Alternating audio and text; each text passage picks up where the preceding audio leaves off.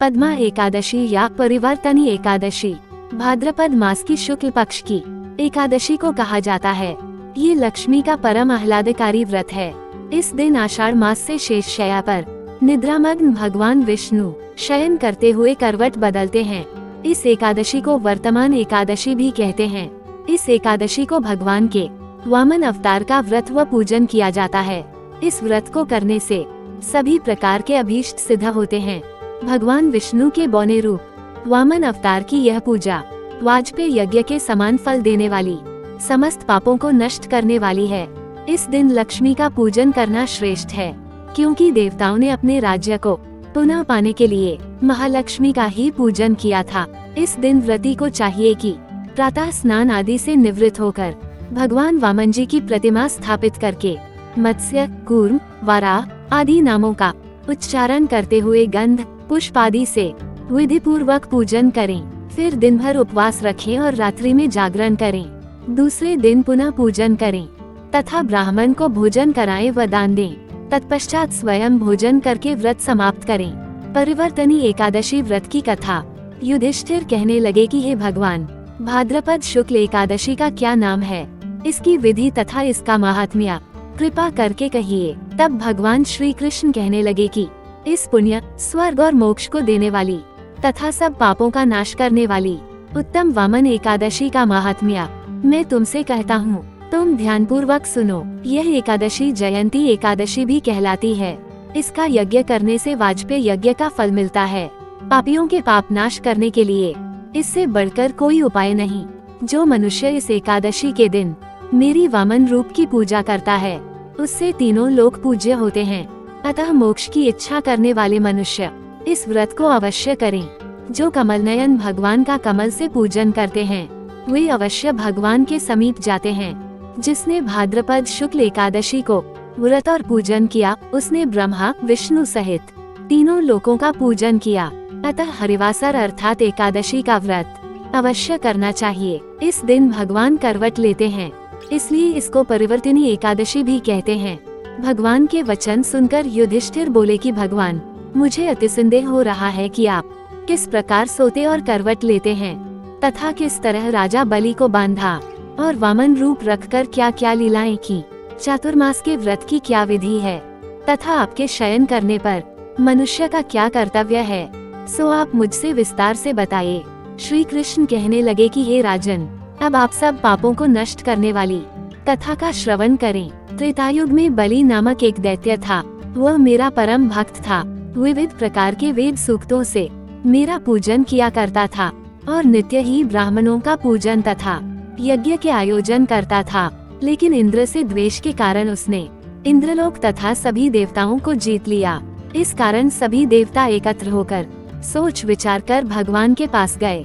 बृहस्पति सहित इंद्रादिक देवता प्रभु के निकट जाकर और नतमस्तक होकर वेद मंत्रों द्वारा भगवान का पूजन और स्तुति करने लगे। अतः मैंने वामन रूप धारण करके 5वां अवतार लिया और फिर अत्यंत तेजस्वी रूप से राजा बलि को जीत लिया। इतनी वार्ता सुनकर राजा युधिष्ठिर बोले कि हे जनार्दन, आपने वामन रूप धारण करके उस महाबली दैत्य को किस प्रकार जीता। श्री कृष्ण कहने लगे, मैं वामन रूपधारी ब्रह्मचारी बलि से 3 पग भूमि की याचना करते हुए कहा, ये मुझको 3 लोक के समान है और हे राजन, ये तुमको अवश्य ही देनी होगी। राजा बलि ने इसे तुच्छ याचना समझकर 3 पग भूमि का संकल्प मुझको दे दिया और मैंने अपने त्रिविक्रम रूप को बढ़ाकर यहाँ तक कि भूलोक में पद, भूवर लोक में जंघा, स्वर्गलोक में कमर, महलोक में पेट, जनलोक में हृदय, यमलोक में कंठ की स्थापना कर सत्यलोक में मुख, उसके ऊपर मस्तक स्थापित किया। सूर्य, चंद्रमा आदि सब ग्रह गण, योग, नक्षत्र, इंद्रादिक देवता और शेष आदि सब नागगणों ने विविध प्रकार से वेद सूक्तों से प्रार्थना की। तब मैंने राजा बलि का हाथ पकड़कर कहा कि हे राजन, एक पद से पृथ्वी, दूसरे से स्वर्गलोक पूर्ण हो गए। अब तीसरा पद कहाँ रखूं? तब बलि ने अपना सिर झुका लिया और मैंने अपना पैर उसके मस्तक पर रख दिया, जिससे मेरा वह भक्त पाताल को चला गया। फिर उसकी विनती और नम्रता को देखकर मैंने कहा कि हे बलि, मैं सदैव तुम्हारे निकट ही रहूंगा। विरोचन पुत्र बलि से कहने पर भाद्रपद शुक्ल एकादशी के दिन बलि के आश्रम पर मेरी मूर्ति स्थापित हुई। इसी प्रकार दूसरी क्षीरसागर में शेषनाग के पष्ठ पर हुई। हे राजन, इस एकादशी को भगवान शयन करते हुए करवट लेते हैं, इसलिए तीनों लोकों के स्वामी भगवान विष्णु का उस दिन पूजन करना चाहिए। तांबा, चांदी, चावल और दही का दान करना उचित है। रात्रि को जागरण अवश्य करना चाहिए।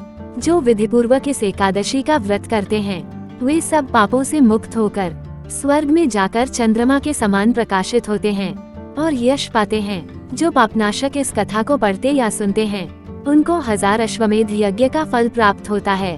परिवर्तनी एकादशी व्रत की विधि। इस एकादशी के दिन जो व्यक्ति व्रत करता है उसे भूमि दान करने और गाय का दान करने के पश्चात मिलने वाले पुण्य फलों से अधिक शुभ फलों की प्राप्ति होती है। इस व्रत में धूप, दीप, नैवेद्य और पुष्प आदि से पूजा करने का विधि विधान है। एक तिथि के व्रत में 7 कुंभ स्थापित किए जाते हैं। 7 कुंभों में 7 प्रकार के अलग अलग धान्य भरे जाते हैं। भरे जाने वाले धान्यों के नाम इस प्रकार हैं: गेहूं, उड़द, मूंग, चना, जौ, चावल और मसूर। एकादशी तिथि से पूर्व की तिथि अर्थात दशमी तिथि के दिन इनमें से किसी धान्य का सेवन नहीं करना चाहिए। कुंभ के ऊपर विष्णु जी की मूर्ति रखकर पूजा की जाती है। इस व्रत को करने के बाद रात्रि में विष्णु जी के पाठ का जागरण करना चाहिए। यह व्रत दशमी तिथि से शुरू होकर द्वादशी तिथि तक जाता है, इसलिए इस व्रत की अवधि सामान्य व्रतों की तुलना में कुछ लंबी होती है। एकादशी तिथि के दिन पूरे दिन व्रत कर अगले दिन द्वादशी तिथि के प्रातः काल में अन्न से भरा घड़ा ब्राह्मण को दान में दिया जाता है। तो दोस्तों, इसी तरह की अच्छी कथाएं और कहानी सुनने के लिए चैनल को लाइक और सब्सक्राइब कर लीजिए। धन्यवाद दोस्तों।